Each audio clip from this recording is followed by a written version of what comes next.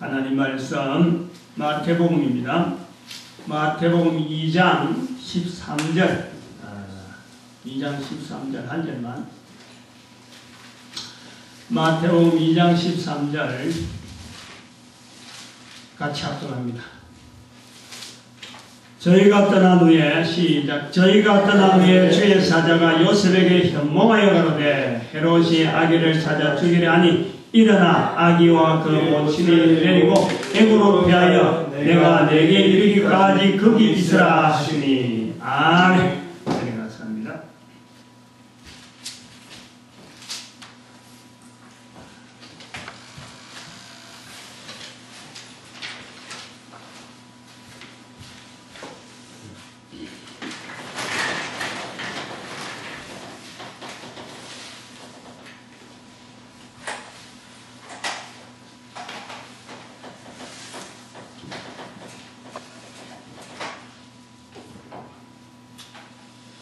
지난주간에 그대로 남아있네. 이번 주간에 그 3장을 하려다가 지난주간에 2장에서 두 가지 큰 제목을 했는데 하나만 끝을 해버렸어. 그래서 두 가지 이걸 해야 되니까 그래서 오늘 2장으로 한 번 더 합니다. 지난주에 그 2장에서 마태 2장에서 우리가 크게 다룬 것은 첫 번째는 첫 번째 오신 예수, 첫 번째 오신 예수님, 그 다음에 그 두 번째 이제 오신단 말이죠. 두 번째 오실 예수님, 오실 예수님, 어디 있어요? 첫 번째 오신 예수님을 우리가 이런 사람들이 완벽하게 만났더라면은, 완벽하게 맞이했더라면은, 예를 들어서 동방박사라든지 그 예수님의 아버지 요셉이나 마리아처럼 완벽하게 맞이했더라면은 예수님은 분명히 두 번째 오실 필요가 없습니다. 오실 필요가 없습니다. 근데 첫 번째 오신 예수님이 부족했으니까 앞으로 분명히 우리가 두 번째 오시는데 두 번째 오시는 예수님도 완벽하게 맞이해야 됩니다. 그런데 완벽하게 맞이하든 안 맞이하든 어쨌건 여기서 이제 세 번째는 없는 거예요. 세 번째고 여기서 요거 사이에 지금 현재 모든 인류가 요 사이에 살아갈 수밖에 없습니다. 뭐 다시 두 번째 오시다 그러고 세 번째 또 오겠지 이런 건 없어요.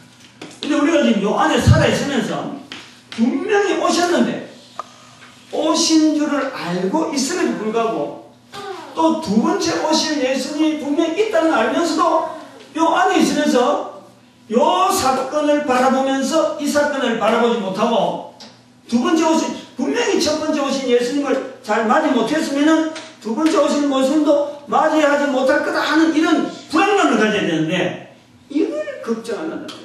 응? 교회 다니면서 이걸 안 한다는 거예요.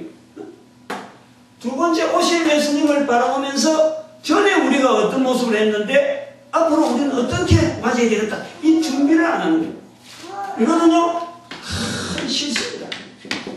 교회 지금 다니고 있는 사람들이나 어쨌든 간에 내 귀로 이걸 듣고 이성으로 생각하고 과연 그렇겠다. 분명히 오셨고 또 앞으로 분명히 오신다 했고 오시는 것에 대해서는 고린도전서 15장 51절에서 52절에 나팔로 여기서 어린아이로 지금 여기서 나팔로 이 분명히 오신다는 게 성경 곳곳에 표시되어 있고 또 성경에 있는 모든 자들이 사실 이 두 번째 오실 예수님을 기다리는 그런 모습으로 살아가는데 오늘날 성경을 읽는다 하면서 또 예수를 믿는다 하면서 이걸 안 기다리는 것. 그 이제 2장에서 우리가 이걸 아주 눈여겨 지난번에 지적을 했습니다. 이제 2장에서 우리가 놓치지 말아야 될 부분이 이제 다 넘어가는데, 넘어가면서 이제 뭘 해야 되냐면, 이 성경이 말이죠. 특별히 성경,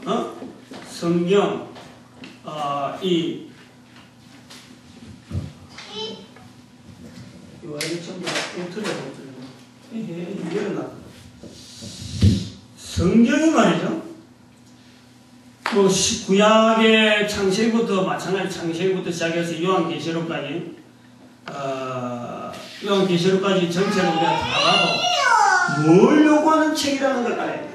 성경은 성경은 창세기부터 요한계시록까지 성경이 없었으면 어떻게 됐겠냐? 성경이 없으면 뭐 교회가 안 되느냐? 이것도 아니야. 우리가 분명히 아셔야 돼요.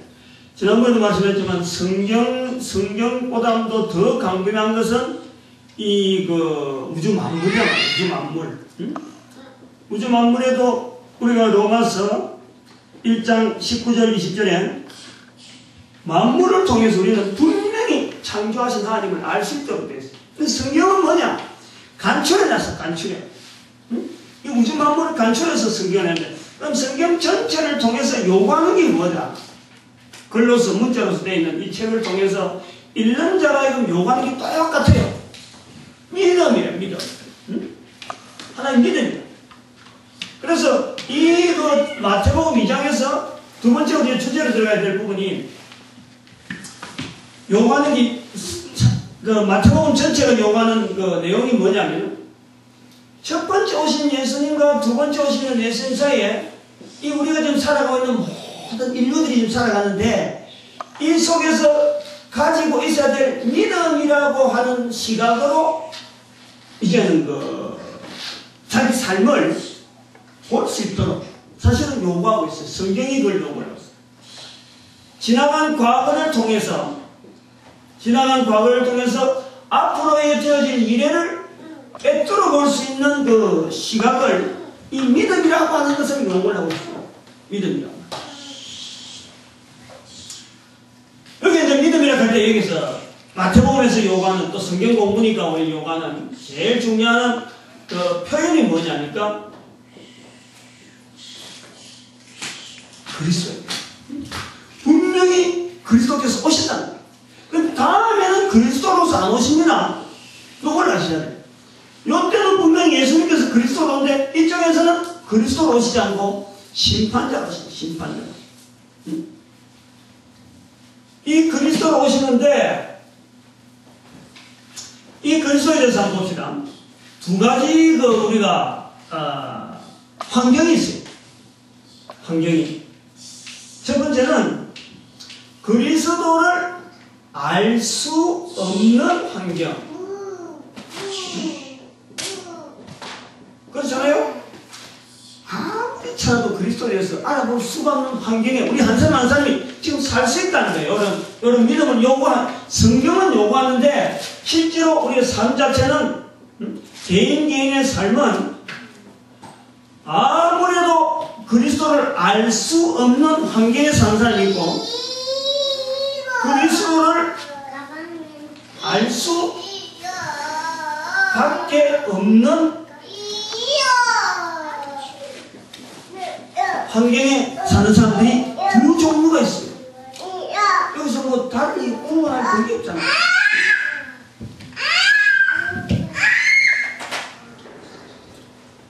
그러면 알 수 없는 환경을 그대로 모르는 채 지나가는 사람이 있어요. 그런데 알 수 없는 환경에서 알아가는 환경, 알아가는 자가 있지. 알아가는 자가.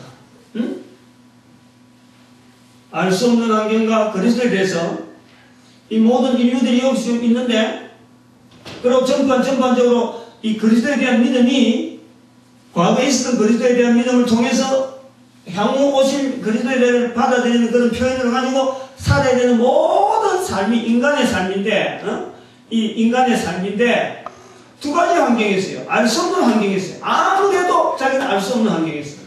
그런데 알 수밖에 없는 환경 속에 살아가는 두 종류의 사람이 있는데, 알 수 없는 환경 속에 살았는데 그대로 모르는 채 가는 사람이 있고, 알 수 없는 환경인데도 불구하고 알아가는, 그리스도에 대해서 알아가는 자가 생긴다는 거예요. 이 환경이 지금 그렇다. 저 환경이.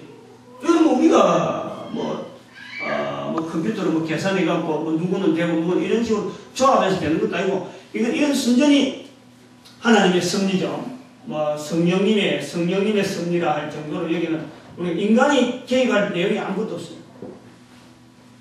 그 다음에 알 수밖에 없는 환경인데 그럼 그대로 알 수밖에 없으니까 그대로 알 수밖에 없는 알아서 사는 삶이 있어. 응? 근데 알 수밖에 없는 환경에도 불구하고 이게 또 묘하게 모르는 척, 모르는 듯, 그리고 외면하고 살아가는 사람이 있다. 응? 말로 가지고 좀 묘하게 꼬는 것이 들리지만요. 이게 사실 우리 삶에 이 불 속에서 모든 인간들이 다 살아가는 거예요. 알 수 없는 환경에 살아가는데 불구하고 어떻게 거기서 복음이 전해되었고 예수 그리스도 고백하는지 우리는 알 수 없어. 분명히 알 수밖에 없는 환경. 예를 들면서 교회라고 하는 이 너무나 쉽잖아요. 또 교회를 주변에서 많이 보잖아. 그런데 불구하고 안에 있는 사람들 중에서도 그대로 알아서 참 예수 그리스도 고백에 가는 사람이 있는가 하면 안에서 있는데도 모르는 사람이 있고 밖에 있는 사람도 교회가 가까이서도 불구하고 교회를 전혀 연결 안 시키는 그런 삶이 산단 말이에요. 이제 여기에서 여러한 삶 속에서 살아갈 때에 우리가 필연적으로 요구되는 게 바로 믿음이다. 믿음이다. 즉 그리스도에 대한 믿음으로 우리가 이런 환경 전체를 우리가 가지고 인생 전체를 가는 이 걸음을 성경은 그걸 비춰주고 길을 열어줍니다. 근데 내가 성경을 몰라서 그렇다? 성경만 의지하면 안 된다는 거예요. 우주 만물 자체가 그 중에 요한계에 성경이 있어 우리가 알아내서 조금 빨리 안다 하는 거지. 성경이 있어서 절대 그래요. 성경 없어도 얼마든지 가능한 그런 환경이랍니다. 이제 우리가 마태복음 2장에서 우리가 알아야 될 부분이 뭐냐면은 바로 이 믿음이 우리는 교회 와서 믿음 가니까 참 쉽게 그 믿음이 내한테 있는 듯이 저 사람도 믿음 이야기하고 나도 믿음이고 또 교회 한 번 나오고 두 번 나오고 한 10번 나오고 한 1년 나오고 하면 자연히 믿음이 있는 듯이 하지만요. 거기에 대해서 믿음이 옳지 못한 믿음이 엄청나게 있고 교회는 그 부분을 지금 성경이 마태복음이요. 그걸 다 이야기한다는 거예요. 그러니까 이 부분을 실험해야 돼요. 요 믿음을 어디서 나타내느냐? 마태복음 오늘 보는 그 13절이에요. 13절부터 나오는 거네요. 12절부터 나온 12절이 뭐예요? 12절. 그거 보면 마태복음 2장 12절. 그렇지. 12절. 꿈에 그랬잖아요. 동방 박사들이 헤롯에게 돌아가지 말라 하는 내용이 꿈에 하잖아요. 이 마태복음의 2장에서 꿈에부터 12절부터 나오는 그 다음 13절에도 꿈에 나오지. 이제 그때는 요셉이가. 그럼 이게 몇 번 나오냐면은 4번 나옵니다. 4번. 그럼 생각을 두 가지를 한번 봅시다. 꿈에 이야기하는 것이 내가 행동을 옮겨야 좋을까요? 안 그러면 실제로 기도서 말하는 게 행동을 옮기기 좋을까요? 어떻게 좋을 것 같아요? 말로 하는 게 훨씬 힘이 있죠. 저 사람 인격이 있고, 그 사람이 그래, 내하고 관계가 어떤데 이야기하면 훨씬 낫죠. 꿈 이야기하면 내가 무시하면 돼. 응? 아이고, 내 혼자만 하는 거예요. 꿈은 내 혼자만 하는 거예요. 또 아무리 옆에 있어도 똑같은 꿈을 꿀 수 없는 거예요. 그렇다면은, 꿈의 이야기인 걸 가지고 지금 4번 나온단 말이에요. 4번. 응? 우리가 성경을 이 마태복음 읽을 때 요거 참 오류가 심해요.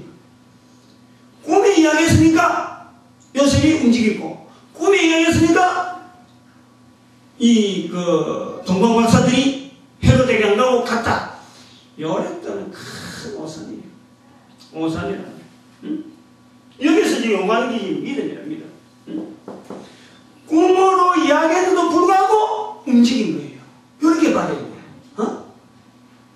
나는 뭐 꿈에 안 나타나냐?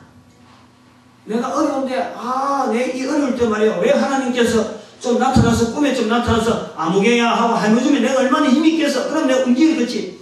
그렇게 하면 성경을 잘못하는 거예요. 응? 꿈은 얼마든지 깨고 나면 잊어버릴 수 있어. 그런데 4번이나 나온 이 꿈의 이야기를 꿈 이야기를 가지고 움직이는 사람들. 그럼 움직였는데 뭐 각각 움직였나요? 이거 얼마나 동방박사 같은 경우는요, 실제로 우리가 성경을 자세히 보면은 동방박사가 움직인 거리가 결국 아브라함이 움직인 거리예요. 응? 그러니까 마태복음 2장에 나오는 그 동방박사의 움직임이 창세기 12장에 나오는 아브라함의 움직임하고 같다니까. 아브라함도 어느 날 가라, 집을 떠나라 하니까 누가 그랬어? 누가 그랬겠어? 안 그래봐. 우리 성경에도 안 나와 있는데 누가 그랬겠어? 꿈과 같은 어느 날 음성을 어디 누가 이야기를 듣고 그걸 갖고 자기가 따라오다 보니까 난 성경에 나서 믿음의 조상 아브라함 이래 되는 거예요. 우리가 성경을요, 정확한 우리의 믿음의 어떤 이 믿음을 요구하는 표현이다. 요걸 갖고 실험해요. 이 표현이 도대체 뭘 말하는가? 이걸 갖고 실험해요. 꿈에 계속 꿈이 나오니까 저거 믿는 사람 같으면 자꾸 꿈에 나와지는가 보다. 꿈에 뭘 들었다. 꿈에 뭐 봤다. 이것 갖고 말이야 자기 삶을 이야기하는 사람들, 야 나는 뭐 또 그래 안 해주나? 조심해. 꿈을 가지고 이야기해도 들을 만한 사람이니까 그 사람에게 꿈이 나타나는 거지. 꿈 가지고도 꿈쩍 안 할 사람 같으면요, 선지자를 보내고 매를 때려서 뭘 하느니 막 계속 그러는 거예요. 그 차츰 발전돼 가지고 꿈이라도 이야기를 하니까 듣는 사람이 된 거예요. 응? 해석을 잘해야 돼요. 그 다음에 또 하나는 이 꿈 이야기를 하는데, 그 다음에 하나는 이제 중요한 게 이제 여기 믿음을 가지고 꿈을 갖고 꿈을 나타난 것은 꿈에 나타나는 사람을 통해서 나는 왜 꿈에 안 나타나? 이렇게 하지 말고 저 사람은 꿈에 나타나는 내용 갖고도 저렇게 믿음을 표시하는구나. 우리 노래 들어야 되고, 두 번째 이사 문제. 이사뿐만 아닙니다. 이거 이사뿐만 아니고 다른 문제 있지만 우선 이사라고 접근해봅시다. 동방박사가 움직이는 거리, 아까도 얘기했지만 또 요셉이 저 애를 데리고 애국으로 내려가는 이런 거리 자체가 꿈 한번 들어가고 그래 쉽게 옮길 만한 그런 거리일까? 요거 한번 생각해 봐야 돼. 근데 젊은 사람들은요, 거의 대부분에 뭐 그럴 수 있겠지. 뭐 애 생명이 위험하다 한데 뭐 그거 뭐 못 들은 척 한번 들어주는 거 되겠다 싶으지만요, 우리가 성경을 조금 더 자세히 보면은, 조금 자세히 연구해 보면 거예요. 요셉이 마리아하고 결혼한 것이 마리아에게는 분명히 처녀일 수가 있지만은 요셉에게도 첫장 갈까? 그 생각을 해봐야 돼요. 그 생각을. 다시 말하면은 요셉의 나이에 대해서는 전혀 몰라요. 마리아는 처녀인 줄 알지. 왜 이사 문제를 했냐면은, 나이가 젊은 사람 같으면 애라면 한번 이사를 이 가고 저 가고 한번 이사인데, 처음 가는 이사 같으면 얼마나 합니다. 그런데 세월을 오래 살면요, 이사 그거 만만치. 어지간하면 아이고 내가 지금까지 살아왔는데 뭐 앞으로 뭐 별별 일 있을 게라고 그만 요즘도 살지 뭐 여기 그만 요 비비고 살지. 이사를 쉽게 못해요. 근데 이사를 했다는 거예요. 2장에 2장에 이사도 한 번 했나? 애국으로 가락하니까 애국 가고, 애국에서 또 꿈에 나서 또 가락하니까 또 일로 가는 거예요. 그리고 원래 그 베들레헴에 가락하니까 그거는 안 되겠다 싶어서 저 위에 더 북쪽에 올라가는 거예요. 그거보다 더 위쪽에 올라갔어.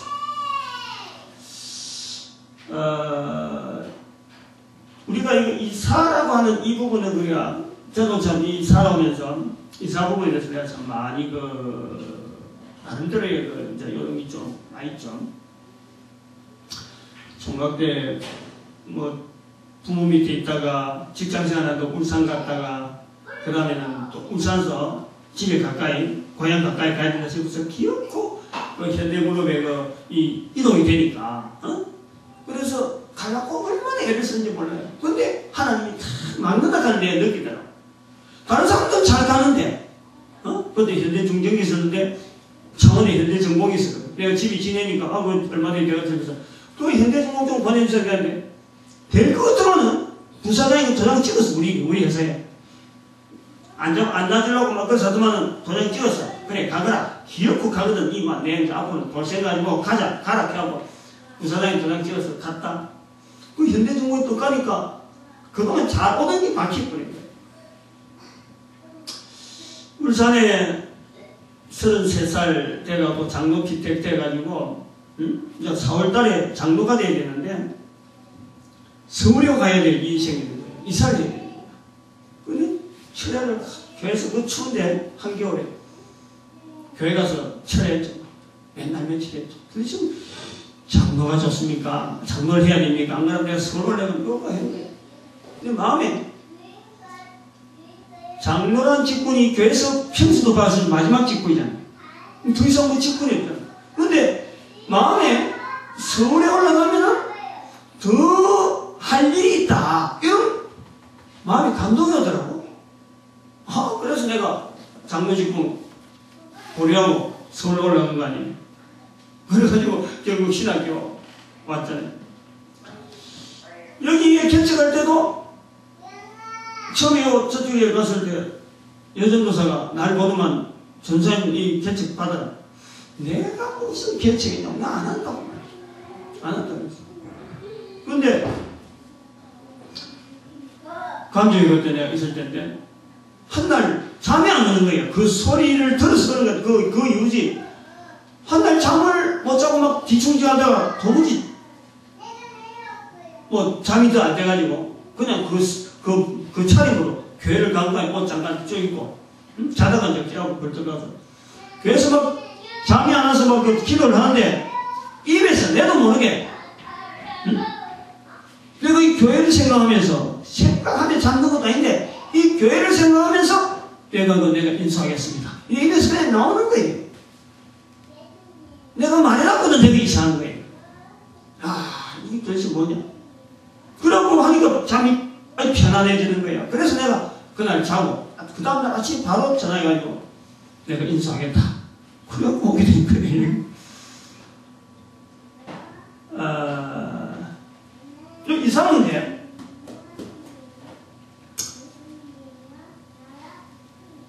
이사를 하는 것은 정말 큰 변화입니다. 이사하는 건 쉬운 문제가 아니에요. 짐을 몽땅 짊어져 가야 되나. 있든지 놔두든지 가져가든지 그 짐을 한번 생각해보지. 이삿짐. 응? 요즘은 차가 있으니 얼마나 좋아. 근데 요셉이하고 마리아 한번 생각해봐요. 가지고 가면 얼마나 가겠어. 쓰는 게 얼마나 정든 게 많은데 그거 놔둬야 돼. 정든 사람 객지 가봐요. 가다가 도적을 만날지 어떨지 모르잖아. 응? 다시 또 이사했는데 그 있는데 또 가락하는 거예요. 가락할 때는 언제고 또 언제는 또 부르냐 이거지. 그거 일이 아니거든. 니 갔다가 언제 좀 온나 이런 말 없이 가라 가고 오라 하니까 왔다는 거예요. 여기서 우리의 믿음이라고 하는 이 부분을요 우리는 많이 실험을 해요. 응? 아까 내가 이사 말고도 있다 그랬죠. 학교 다닐 때 전공 문제, 응? 또 뭐 학과 문제 되겠죠. 학과 문제 중에도 또 학교도 관계되겠지. 어떤 지역의 어떤 직장 문제, 응? 뭐 이것보다 더하게 결혼 상대, 응? 결혼 상대 여러 가지 여기 지금 우리가 말이죠. 이 삶이라고 하는 이 삶, 이 삶이라는 삶은요 정말 복잡한 거예요. 복잡한 거예요. 응? 그게 60, 70억의 인구가 절대 한 사람이 다 똑같은 사람이 없단 말이에요. 근데 그 똑같은 사람이 없는데 그 사람이 결국은 뭘 요구하느냐 하면은 그리스도에 대한 알 수 없는 환경 속에서 그리스도를 알 수밖에 없는 환경 속에서 결국 이 그리스도와의 내 관계를 맺어가는데 이것들이 어떤 연관이 있느냐 여기 중심되는 여기 중심. 요 중심이 믿음이라. 간단한 그 믿음이라 하는 표현을 그 믿음이라 하는 내용이 오신 예수님에 대한 정보를 내 속에서 계속 듣고 결국에는 내가 예수님 분명히 오신다. 그럼 내 삶이 지금 현재에서 어쩔 거냐? 내가 분명히 오신 예수님 안다. 그럼 내 앞으로 가야 될 그러면서 오시는 예수님 앞에서 내가 어떻게 살 거냐? 요 내용들이요 다 관계 있어. 아까 제가 일상 하나만 이야기했지만요. 인생 제가 이제 60이잖아. 지금 60. 내가 근데 이야기할 수 있는 전공이나 학과나 이런 부분에서 할 이야기가 얼마나 많아. 얼마나. 근데 그 전체가 다 나이가 이 정도 되어오니 보니까 하나님 앞에서 결국에는 예수 그리스도 오실 그 예수 그리스도 앞에서 내 가진 삶을 두고 어떻게 그분하고 내하고 만날 것인가, 요거밖에는 잣대가 없습니다. 인생이요 전체가 여기다 딱 들어가요. 아주 중요한 이거. 마태복음 2장에 좀 자세히 들어가 보면요, 이스라엘 사는 부분을 이야기하는데 이 구도가 재미가 있는 거예요. 하나는 동방박사입니다. 동방박사 나이가 어느겠어요? 60? 내가 60이라고 했는데 60보다 훨씬 많아. 옛날 사람들은 굉장히 많이 살거든. 적어도 60에서 80 이상. 80세까지. 그 다음에 또 한 사람은 누굽니까? 요셉, 마리아, 그 다음에 아이, 예수. 요 범위를 봐요. 요 범위. 갓난아에서부터 시작해서 나이가 들어가지고 사회경험이 아무리 많고 지위로 치면 뭐 최고의 지위를 가지고 있고, 헤롯 궁이 맞이했잖아. 인정을 했잖아. 헤롯, 그 포악한 헤롯 궁이 인정할 정도로 지위라든지 사회적 연륜이라든지 모든 것을 겸비한 사람과 아무것도 없는, 손바닥에 치는 것도 없는, 치는 힘도 없는 그 사람과 사이에서 범위를 이야기해요. 범위. 70억 인구 전체에 대한 범위를. 결국에는 간단한 거예요. 그리스도에 대해서 지금까지 내가 몰랐다. 그러면 어쩌면 내가 알려고 발버둥 쳐야 돼. 모르는 채 놔둬야 될 환경에 알 수밖에 없는 환경이 있으면 이 환경이요 복된 줄 알고 더 발전시켜요. 더 발전시켜요. 알 수밖에 없는 환경 속에서 불구하고 외면하고 살아가는 자의 이를 갈며 통곡할 때는 분명히 우리는 예측을 해요. 요한에서. 이를 갈 때 했던 이를 갈 때. 그 이를 영원히 간다니까 얼마나 지독할까. 요런 표현 속에서 오직 내 앞에 주어지는 예수 그리스도에 대한 내 반향. 내가 직장이 어떻다, 학과가 어떻다, 내가 가정관계가 어떻다, 내가 결혼생활이 어떻다, 이런 모든 삶의 그 중심에서요, 늘 그리스도 앞에서 내 고백이 앞으로 오신 예수 그리스도 앞에서, 예수님 앞에서 나는 어떤 자세로 준비할 것인가. 요것을 한시로 잊어버려, 한시로. 아주 긴장된 시간. 마태복음 2장에 있는 등장하는 이 사람들이 그 움직이는 간단한 그 표현, 꿈이라고 하는 그 표현을 가지고도 저 힘든 결정을 하게 된 그 배경. 그걸 우리가 인정해요. 꿈이라고. 지금은 이 말씀하고 마이크 있지, 소리도 뭐 정확하게 들리지, 환경도 뭐 너무 편안하지, 밝은 데서 뭐 이야기하지, 그리고 뭐 이 정보라든지 이런 게 너무나 발달되어 있잖아요.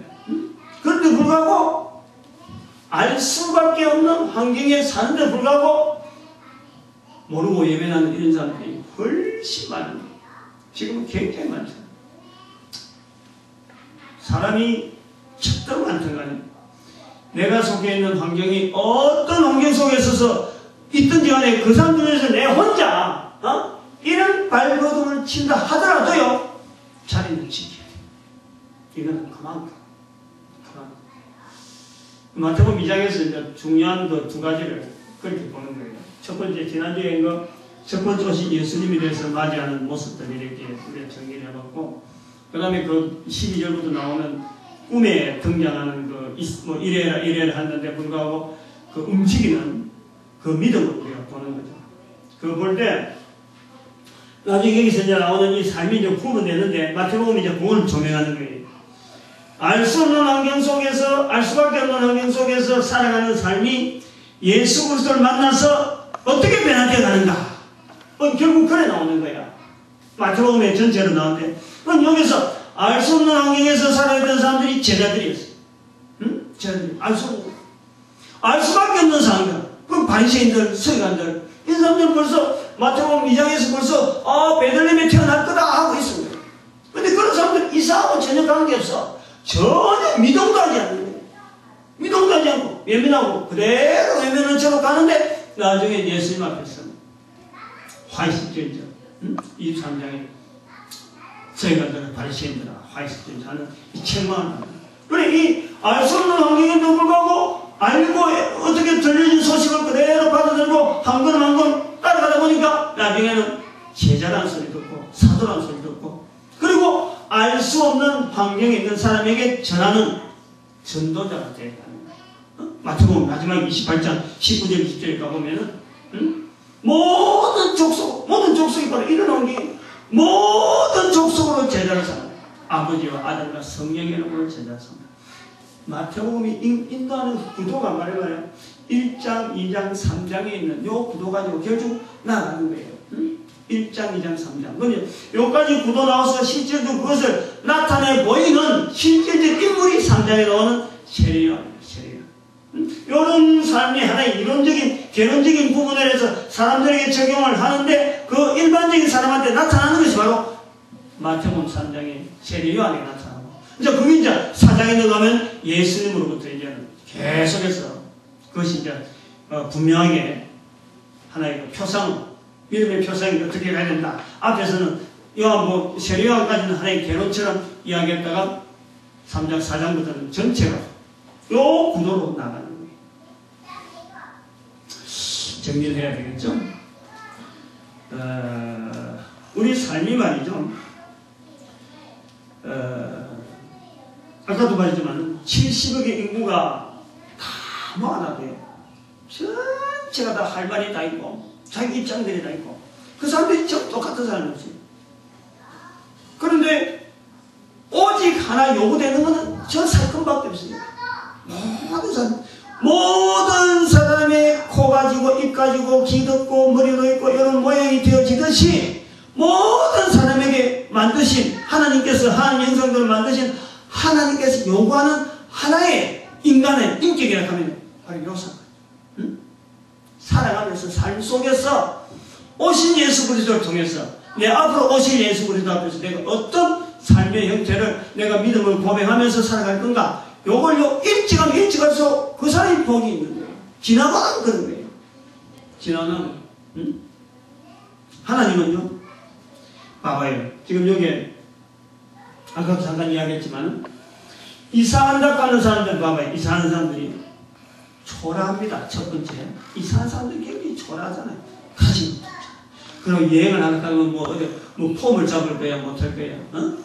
그리고 주리하게 지켜할 수 없어.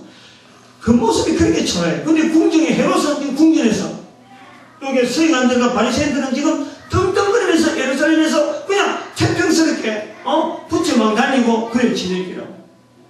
과연 아무 말없어 말이죠. 주변에서 막 이야기하면 세상 돌아가는 게 이렇다. 저쪽에 나는 어떻고 말이야. 온 세상을 다 통치하는 듯한 대화를 주제를 갖고 하는데 결국에는 누가 주인이냐? 이 초라한 모습의 사람이 결국에는 주인입니다. 주인. 우리 신앙이요. 제가 자꾸 나이를 이야기를 자꾸 했습니다만 여기까지 올 때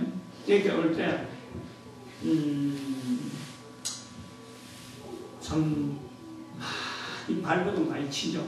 이제 바르게 하려고 바르게 살아보려고 발버둥 많이 치는데 근데 그럴 때마다 항상 늘 그 위치가 되니까 초라한 모습 보잘것없는 모습. 내가 지금 이 자리에서 이 믿음 가진다고 해서 대단한 표가 안 나는 거예요. 그런데 그거 하나 지키고 지켜보니까 지금 이 자리가 인생을 60을 지나가도 참 너무 대견하고 너무 감사한 거예요. 내가 지키고 내가 만들게 하면 절대 못해요. 근데 전부 이렇게 되어진 게 아니고 한 걸음 한 걸음 조금씩 방향이 틀리면서 지금 되어진 거예요. 다시 인생을 살아가면요, 자신이 없어. 다시 내가 22살에 가고, 17살에 가고, 뻔히 알고, 내가 앞으로 가면 이래 될 거다. 뻔히 알고 가도 어려운 거예요. 이 믿음은요, 그래서 지나고 보면 하나님의 선물이야, 선물. 그거밖에 답이 없어. 답을 할 수 없어. 근데 분명한 거는 이게 붙잡을 수 있다는 거예요. 응? 비교해 볼 때, 어때가 제일 좋으냐 하면, 내가 초라해 볼 때, 내가 믿음 지키는 게 초라해 보일 때가, 사실은 그때가 이 믿음을 지도로 잡고 있는 거예요. 응? 그래서 하나님께서 늘 그랬죠. 약한 자를 들어서 강한 자를 부끄럽게 하라. 이 놀라운 승리가 있어. 약한 자를 들어서. 늘 뭐 잘 아는 암송이니까, 쉽게 암송할 거 없고, 생활 속에 적용할 거 같아도요, 실제로 내가 쩔쩔맬 때 들어가면요, 내 믿음 아무도 인정 안 해줘요. 야, 당신 믿음 대단하다. 내 스스로 봐도 이게 뭐 믿음이야 할 정도로 초라한 거예요. 근데 거기서 꾸준하게 이 부분에 대해서 놓지 않고, 그리스도에 대한 믿음을 놓지 않고, 오실 예수 그리스도에 대한 소망을 향해서 나아가면요, 그것이 어느 날 내한테 비가 오고 나서 다져진 바닥처럼 탄탄하게 이렇게 내가 한 걸음 딱 딛고 올라설 수 있는 단계가 탁 만들어지는 거예요. 전에는 계단이 없었는데 딱 그거 딛고 올라서서 한 단 했다 보면 뒤동계가 내가 이 과정을 내가 어떻게 견디지 못하지만 내가 성장이 있어. 그래서 세월이 가는 거예요. 중요한 표현인데 내가 간단하게 표현했습니다. 참 쉽게 이제 하려고 한 거예요. 우리가 이 두 환경이 있다. 어떻게 해서 이 자리에 앉게 됐는지, 또 어떻게 해서 이 말씀을 듣는지, 여러 처지에 따라서 이 동영상을 통해서 많은 사람들이 이제 보게 되겠지만, 최후의 승자는 누굴까? 최후의 승자, 아까 우리 예배 시간에도 우리 기도하고 했지만요, 하나님 앞에서 상 받는 게 최고예요. 다른 말이 없어요. 하나님께서 주시는 상이 있다라니까 좀 생각해봐. 그게 얼마나 대단하겠어. 그래서 이 히브리서 11장에 나오잖아요. 히브리서 11장 믿음의 장이라고 하는 거. 여기 연결이 되나요? 응? 그래서 아브라함 이야기가 나오잖아요. 믿음은 뭐냐? 하나님이 계신 것과 그를 찾는 자에게 상을 주시는 자이심을 믿어야 할지니, 이거 두 가지 그 부분이 딱 나온단 말이에요. 간단하게 내가 설명을 해놨으니까, 적용 안 된 사람이 없습니다. 벌써 60인생을 살아가지고 이야기한 거니까, 뭐 다 어느 정도 살아보고 60인생을 갈 때 내가 17살 때 교회를 나와가지고, 그때 하나님 앞에 내가 혼자서 마음에 내가 무슨 생각을 알기는 뭘 하겠어. 고등학교 이제 2학년 돼가지고 생각은 뭘 생각하겠어요. 17살, 18살 모르겠는데, 마음에 인생보다 내가 한번 게 딱 생각나요. 학생 때 이 신앙 강좌, 겨울인가 내가 신앙 강좌 농에 왔는데, 강사가 서울대학교 졸업하고 신학교 들어갔다 하면서 아주 인기 있는, 젊은 사람 인기 있는 분이 왔더라고. 그래갖고 강좌를 탁 하는데, 강좌 내용은 모르겠는데 내 속으로 뭘 생각했냐면, 야, 저런 사람이 서울대학 나와가지고 목회를 한다고 저래 우리 앞에 저리 가르치는데 속으로 내 혼자 저런 사람들이 저렇게 나가는데 내가 뭐 대단하게 저 사람들하고 비교되는 사람이라고, 내가 내 땅에 신앙이 이렇다 저렇다 그럴 거 없고, 내 영혼을 하나님 동안 드리기를 하자. 내가 그런 거야, 마음에. 내가 신앙이 교회 가면 어떻다 저렇다 이런 것보다도 복잡하게 하지 말고 그냥 내 영혼을 하나님 드리자. 천국이 있으면 좋고 없으면 어때? 지옥이 있으면 또 어때? 그건 당장에 저분들이 이제 하는 거니까 분명히 옳은 길 가는 거니까 내가 딴 사람 비교하지 말고 내 영혼을 하나님께 드리자. 어릴 때 그러시는 거예요. 근데 그거는요, 지금까지 영향을 주고 있어요. 간단한 것들인데도 우리 하나님의 성전하는 건요, 약할 때에 하는 고백, 아까처럼 초라할 때에 내가 하나님 앞에서 뭘 드릴까 하는 이런까지 드릴 것조차 없는 그때에 하나님에 대한 이 관계성을 가지고 내 믿음에 어떤 내용이 되든지 그건 관계없어. 관계없어. 예를 들면 그런 경험을 다 해봤겠지만, 젊은 사람이 있으니까 또 이런 것도 한번 이야기를 들어봅시다. 군대에서 그렇잖아요. 국대가 뭐 술 먹고 담배 피우는 거 예사잖아요.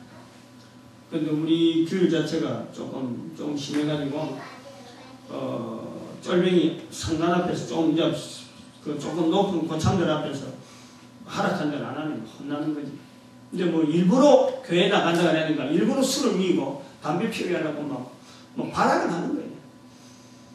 근데 뭐, 그러면 이제 중간에 있는 고참들이 그런 거예요.